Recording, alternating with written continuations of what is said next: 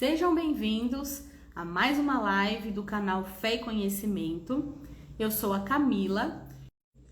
Então sejam bem-vindos a mais uma live do canal Fé e Conhecimento. Eu sou a Camila e hoje nós vamos conversar e comentar um pouco sobre o Salmo 1, o primeiro salmo do maior livro da Bíblia. Aqui no Fé e Conhecimento nós já falamos um pouco sobre o livro de Salmos. Nós fizemos uma introdução falando sobre o livro, a autoria, a data, entre outras características do livro dos Salmos. Comentamos também o Salmo 23 e o Salmo 46. Então, se você está assistindo pelo YouTube, na descrição do vídeo você consegue acessar a playlist dos Salmos. Se está vendo pelo Instagram, volta uns posts, aí voltam uns vídeos que você consegue acessar também, certo? Mas indo aí direto ao ponto, direto ao nosso assunto de hoje, o Salmo 1, ele é considerado um salmo órfão. Isso quer dizer que ninguém sabe a sua autoria. Na Bíblia não é falada a autoria desse salmo. E o tipo desse salmo, existem vários tipos de salmos e eu falo um pouco sobre isso na live de introdução. Então, o tipo desse salmo é um salmo de sabedoria, Tem salmo de louvor, salmo de lamentação, vários tipos, e esse é um de sabedoria. Porque ele traz conselhos, Ele fala um pouco, traz conselhos sobre como devemos viver, Então, ele traz conselhos práticos sobre a vida, não só no sentido assim de obedecer a Deus para ter prosperidade, mas não como uma barganha, Porque muitas vezes a gente acaba nessa de vamos obedecer a Deus e ele vai me abençoar, Mas o objetivo não é esse, O problema do homem é que nós precisamos buscar a Deus para conhecê-lo, para amá-lo, para desfrutar de um relacionamento com ele. Esse é o objetivo, De obedecer a Deus, de conhecer a palavra, de ter uma vida de oração. Então, a gente não deve, ser bonzinhos, obedecer a palavra de Deus, ser religiosos, vamos dizer assim, para benefício próprio, Quando a gente busca a ser mais parecidos com Jesus, a gente vai automaticamente negar a nós mesmos, porque é isso que Jesus fez, Então, a gente fica nessa busca aí de vamos ser obedientes para ter uma prosperidade material, mas o que realmente vale a pena é a vida eterna com Deus, Nada aqui nessa terra vale a pena. E o Salmo, ele fala um pouco disso também. O Salmo, falando um pouco sobre a questão poética, todo o saltério, como é chamado o livro dos Salmos, ele tem um tom poético. Nem sempre a gente consegue perceber alguns aspectos poéticos, porque o livro dos Salmos não foi escrito em português originalmente, Então, em hebraico, para quem sabe hebraico, consegue ter uma boa apreciação, vamos dizer assim, dessa parte mais poética, dessa parte artística dos salmos. Em português, não é que fica feio, mas, por exemplo, o Salmo 119, ele é um acróstico, Então, a primeira letra de cada frase, de cada bloco, é a letra do alfabeto hebraico. Então, em português, isso acaba não fazendo muito sentido, Então, em hebraico, algumas coisas acabam surgindo. Mas, voltando aqui à questão do Salmo 1, esse Salmo, ele mostra pra gente um exemplo de paralelismo. Paralelismo são ideias ou argumentos paralelos ou sequentes, apresentados na sequência, na qual uma ideia acaba reforçando a outra. E no caso do Salmo 1, a gente tem um chamado paralelismo antitético, que isso são ideias paralelas, porém contrárias, Então, por isso que a gente tem de início a questão do justo, Ele fala do bem-aventurado, pois o justo, ele é como uma árvore, não sei o quê, e no fim, nos últimos capítulos, ele fala do ímpio. Então, o justo seria o contrário, ou o contraste do ímpio, Por isso que ele é chamado de paralelismo antitético, porque mostra ideias contrárias. E no último verso ele conclui todas essas ideias contrárias com uma conclusão de qual é o posicionamento de Deus em relação a isso. Esse salmo, alguns estudiosos consideram que ele é meio que um prefácio, do livro. Como ele não tem título, título que tem na Bíblia, eu vou usar hoje a versão Almeida, Revista e Corrigida. Nessa versão, às vezes, tem alguns títulos. No caso dos Salmos, esses títulos foram colocados posteriormente, não estão na versão original em hebraico, né? Que nem aqui na minha Almeida está escrito a felicidade dos justos e o castigo dos ímpios. Então, esse título não tem no original em hebraico. É só para dar uma ideia pra gente. Então, como esse salmo não tem título, ele é considerado por alguns estudiosos como se fosse o prefácio, e alguns estudiosos acreditam também que ele tenha sido escrito exatamente com esse objetivo, de ser a abertura do livro dos Salmos, né? Mas a gente não sabe, isso são só especulações de estudiosos, né? Então, vamos começar, vamos ao que nos interessa. Estou com a minha Bíblia aqui, espero que vocês também. Então, vamos começar.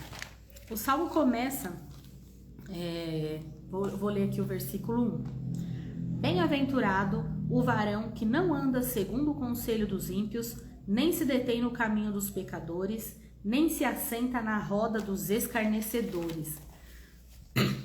Essa passagem fala muita coisa. Ele começa, então, falando bem-aventurado o varão que não anda.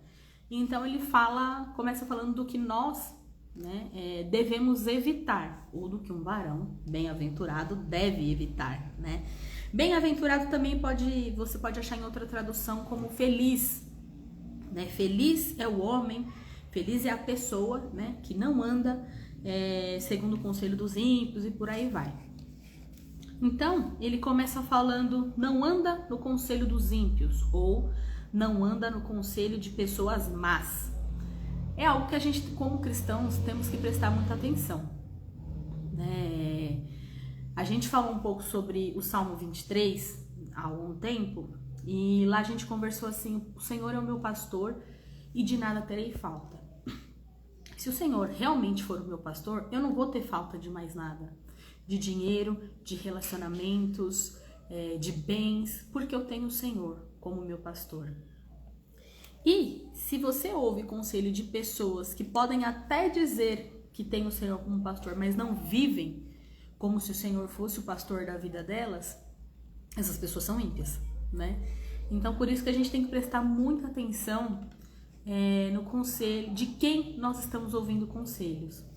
Porque a pessoa que não tem Deus como pastor, ela vai dar um conselho errado. Não vou dizer assim um conselho errado, mas um conselho muitas vezes que não é bíblico, né? E a gente tem que analisar o conselho também, né? Se alguém vem e fala assim, não, você tem que tirar satisfação mesmo, você tem que ir pra cima, isso não é bíblico. Jesus nos manda oferecer a outra face. Quando alguém bate na sua cara, você oferece a outra face. Então, só nisso a gente já vê que o conselho não é bíblico. E se você segue o conselho dos ímpios, isso vai terminar mal de alguma forma, que é o que a gente vai ver aqui ao longo dos Salmos.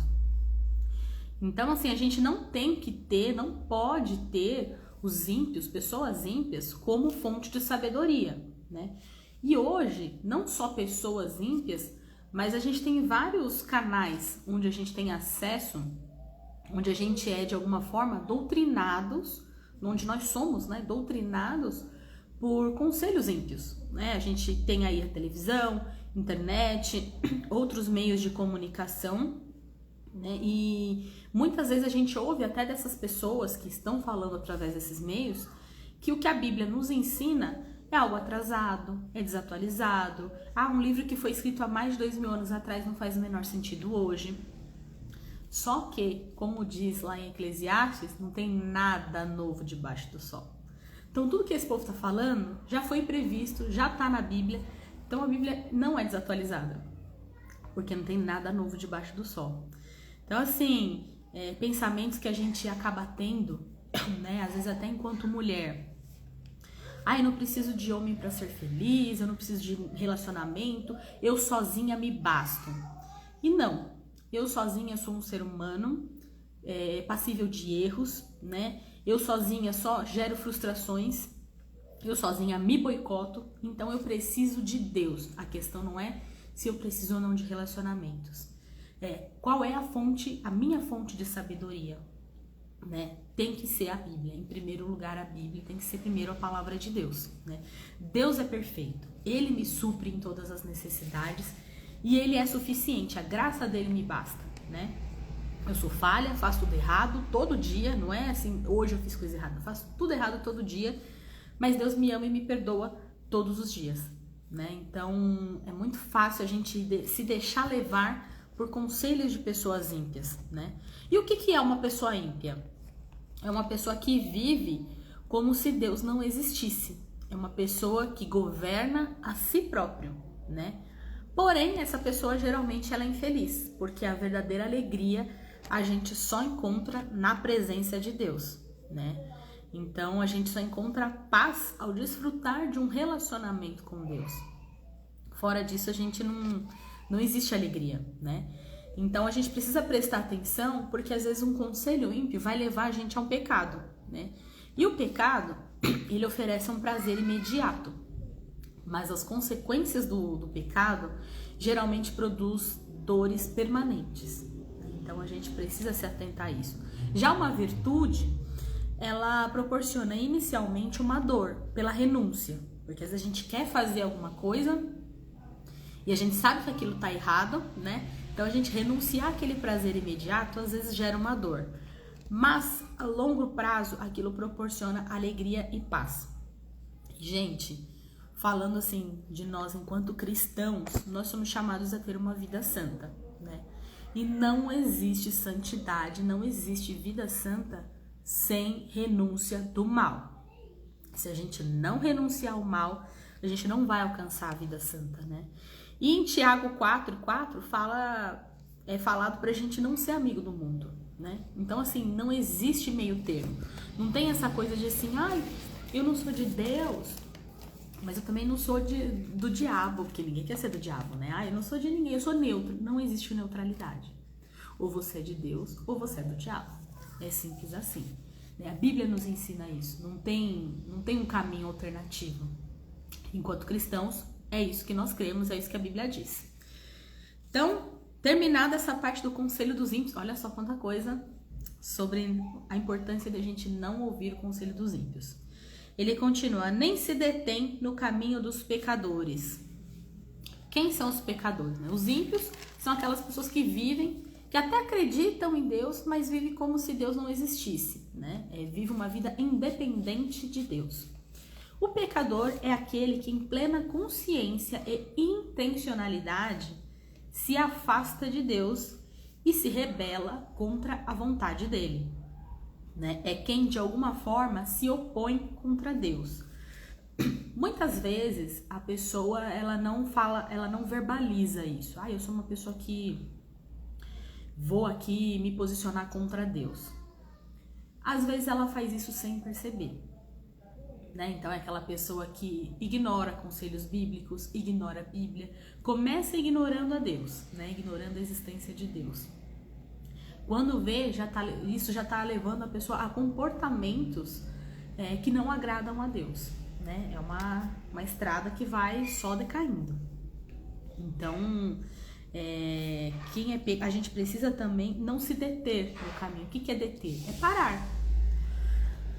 Você está andando, né, com pecadores. Você parar para estar com eles.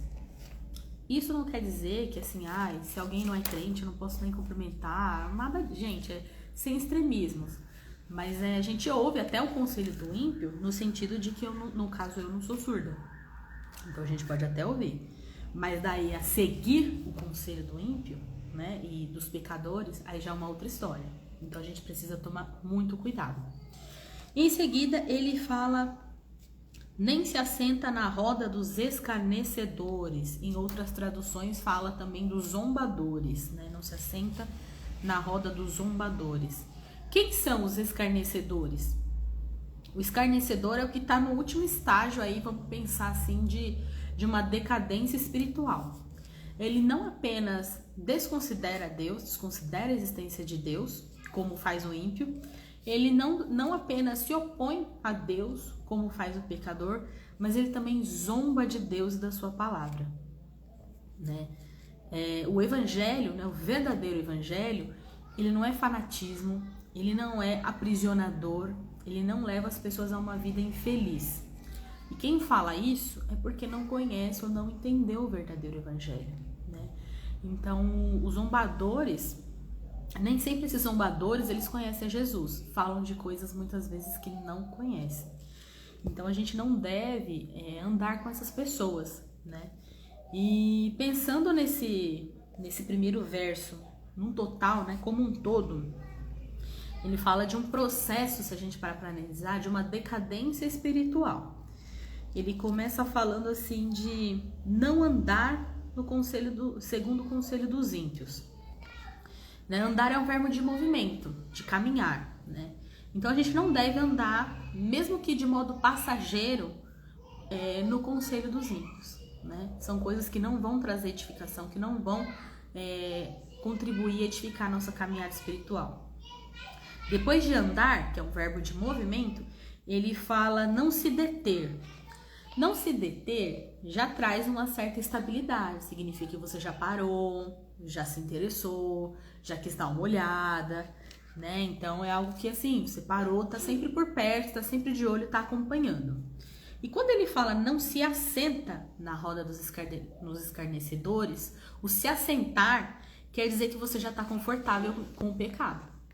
Porque se você assenta na roda de pessoas que estão zombando de Deus, da palavra de Deus, dos cristãos, é porque você concorda com aquilo, você é conivente com aquilo, né? E você, se você está sentado, é porque você está confortável. Então você percebe assim, os verbos eles vão acompanhando uma decadência espiritual em 3 níveis diferentes. Então começa com a aceitação do conselho, começa com a participação, né? Quando você ali anda, se detém no caminho dos pecadores, e até que você começa a adotar os costumes e o estilo de vida dos escarnecedores, né? Então, se a gente for parar para pensar num pecado como ele acontece, nem sempre ele acontece do nada, assim, putz, acordei. Vamos dar um exemplo assim até de um adultério. Ninguém acorda um dia e, nossa, acho que hoje é um bom dia para trair meu marido. Não existe isso. Ninguém acorda desse jeito. Isso acontece aos poucos. Às vezes você briga em casa com o seu marido, com a sua esposa, aí chega no trabalho, alguém faz um comentário, um elogio para você, você já fica, nossa, olha, reparou em mim, meu marido, minha esposa não fala nada.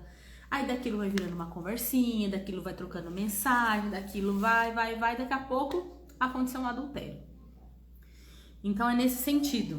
Então, assim, um pecado, ele nunca acontece do nada. Ele é um processo que a gente vai deixando acontecer. E é isso que esse salmo nos alerta, né? Então, bem-aventurado, abençoado ou feliz é a pessoa que não segue conselho de ímpios, não para andar com pecadores, não aceita, né?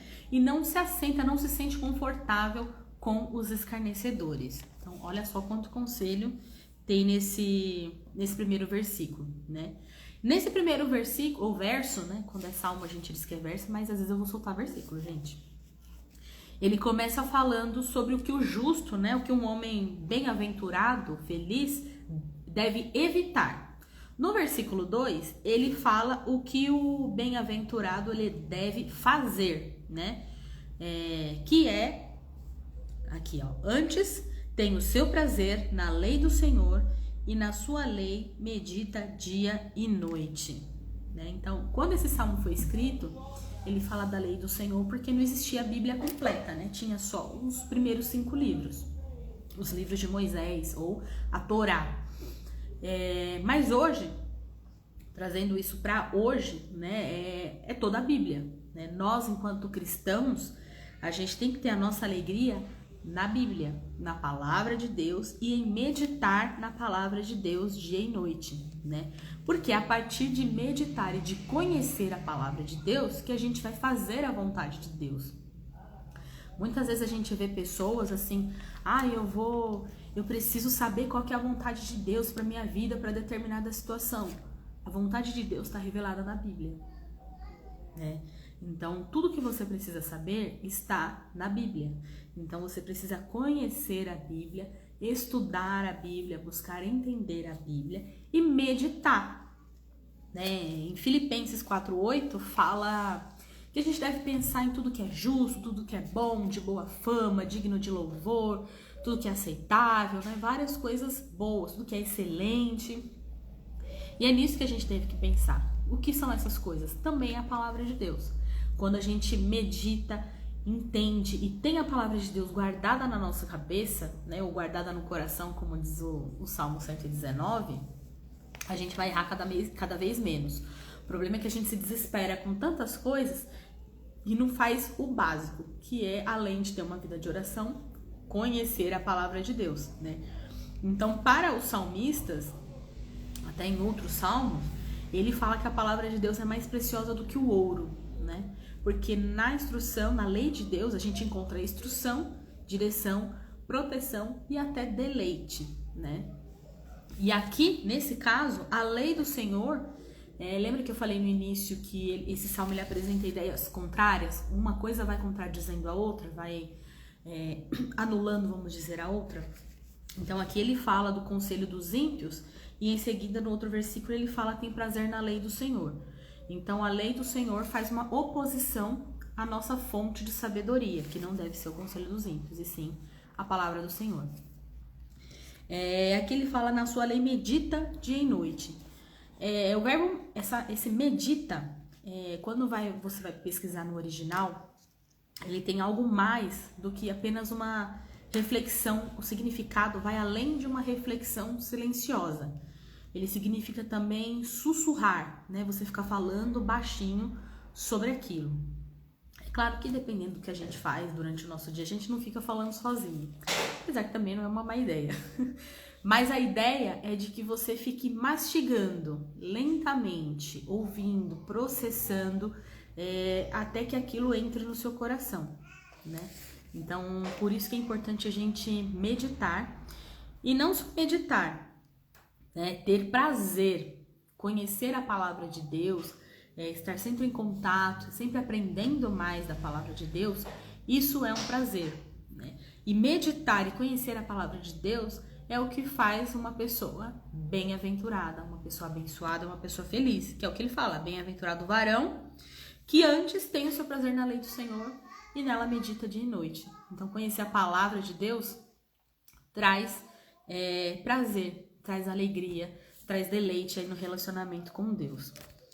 Continuando, no verso 3, ele fala: pois será como árvore plantada junto a ribeiros de águas, a qual dá seu fruto na estação própria, cujas folhas não caem, e tudo quanto fizer prosperará. Então ele fala que será como árvore plantada junto a ribeiros de águas. Então não é uma árvore que nasceu em qualquer lugar por acidente. É uma árvore que foi intencionalmente plantada junto a ribeiros de águas.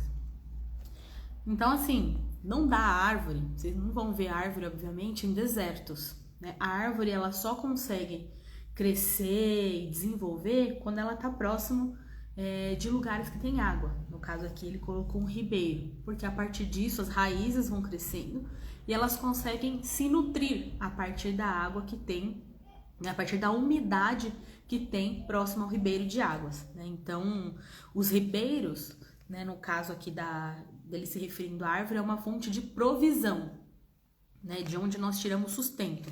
No caso, a nossa provisão vem de Deus. Então, por isso nós temos que estar plantados, firmes na palavra de Deus, firmes com Deus, firmes com o Senhor, né?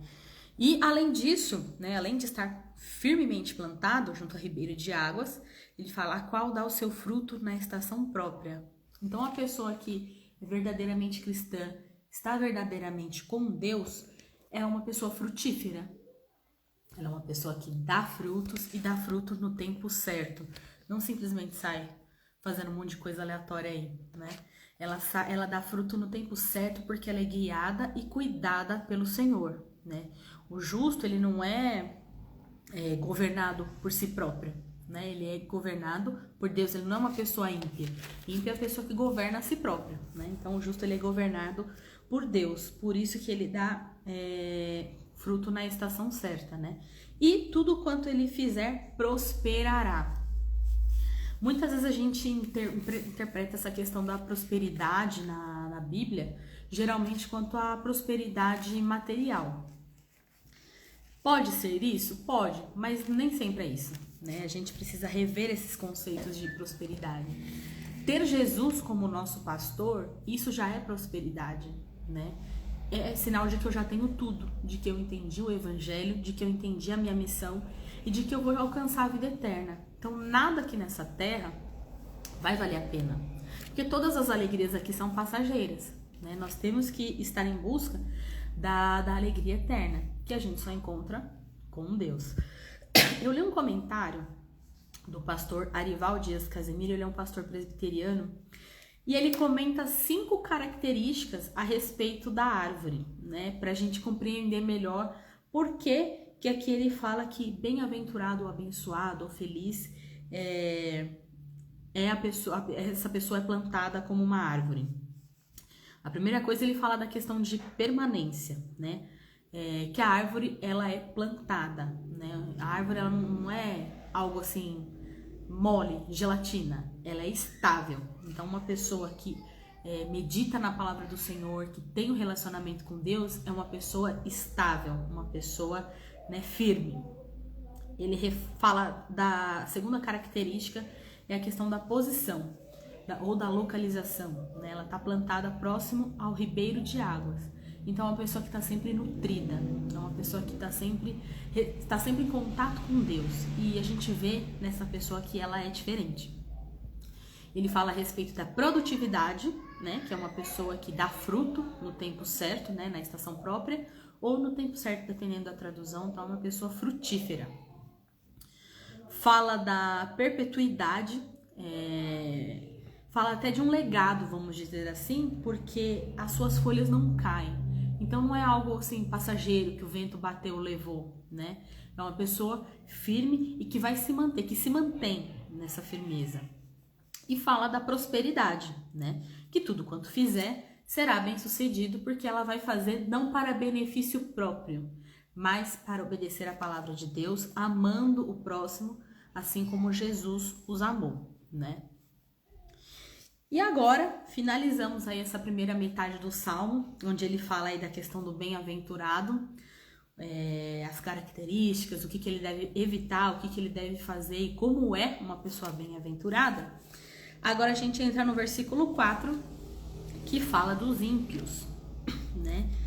Então ele começa assim: não são assim os ímpios, mas são como a moinha que o vento espalha.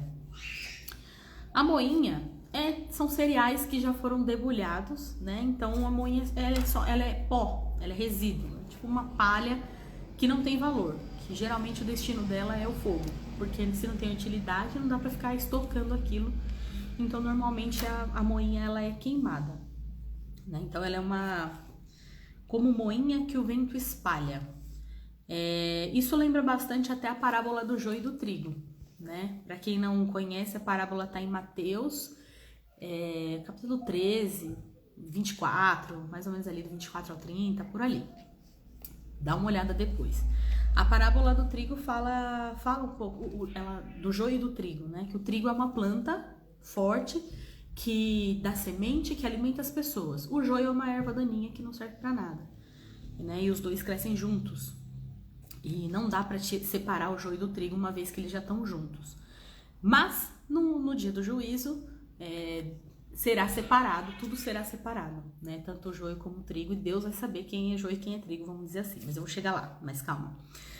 Aqui no caso da moinha que ele tá falando, né, que são espalhadas pelo vento, já pararam para perceber que tem umas pessoas assim que elas estão sempre ocupadas, sempre correndo de um lado para o outro? Ai, mas eu tenho tanta coisa para fazer, é trabalho, é filho, é casa. A pessoa tá sempre correndo, sempre cansada, mas nunca chega em lugar nenhum, nunca consegue nada, não tá construindo nada, tá sempre dispersa pelo vento.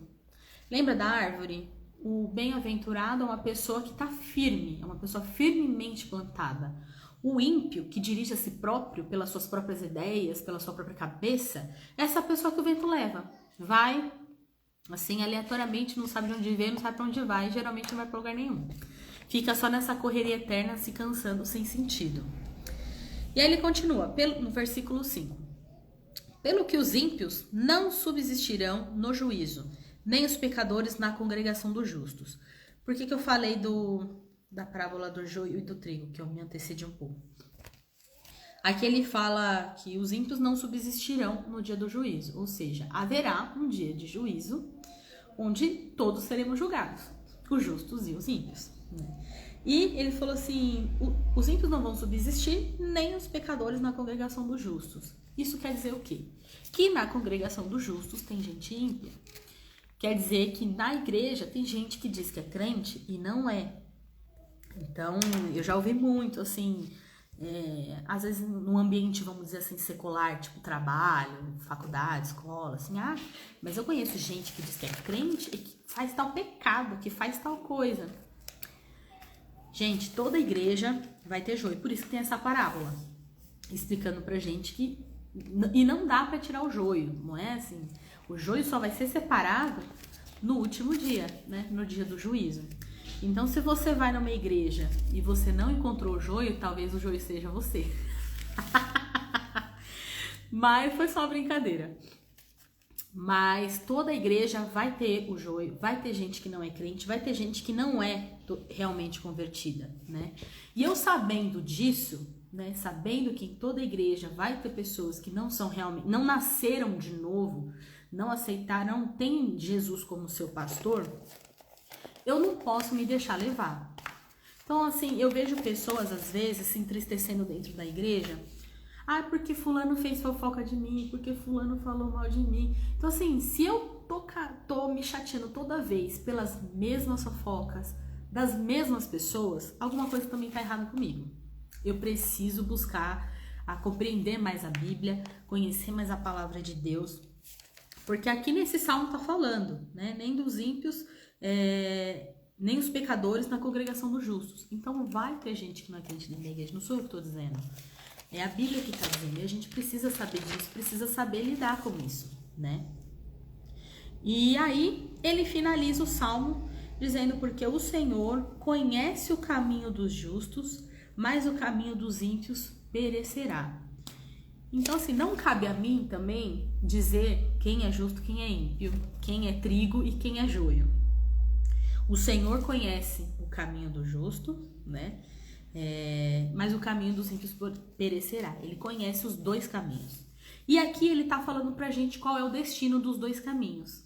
Então, se eu me esforço para levar uma vida justa, como eu falei, se eu renuncio o mal, né? Não existe uma vida santa sem renúncia do mal. Então, se eu renuncio o mal, se eu levo uma vida de santidade, eu serei considerada justa, né? E no fim receberemos aí o julgamento devido. Os ímpios, o caminho dos ímpios perecerá, né? Eles perecerão, não vai dar certo esse caminho para eles. Então a gente já sabe o que tem que fazer, qual que deve ser o nosso caminho, qual que deve ser o nosso comportamento, né? E aguardar o juízo de Deus, porque não cabe a mim julgar ninguém, dar esse juízo para as pessoas, né? O meu papel é fazer a minha parte e não cobrar a parte dos outros, é fazer a minha parte.